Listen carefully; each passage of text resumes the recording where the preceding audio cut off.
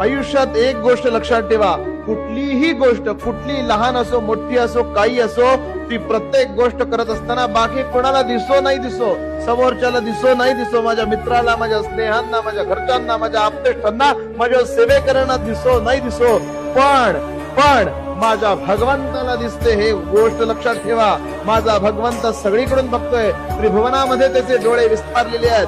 सगळं त्रिभुवन त्याच्या त्रिनेत्रांमध्ये सामावलेला आहे. तो भगवंत सगळ्या बाजूंनी आपल्यावर लक्ष ठेवून असतो. त्यामुळे तुमच्या चांगल्याचा तो न्याय करेल, वाईटाला शासन करेल, हेही लक्षात ठेवा. त्यामुळे कुणाला फसवू नका. कुठल्या व्यक्तीला, कुठल्या विशेष करून कुठल्याही व्यक्तीला सांगतो, कुणालाही फसवू नका. कारण आपण जर फसवत असू तर आपण देखील एक दिवस फसू.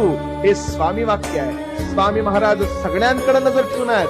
सगळ्यांवर त्यांची नजर आहे. स्वामी बघतायत. ह्या वाक्यावर ठाम राहा. महाराज कल्याण करतील म्हणजे करतील.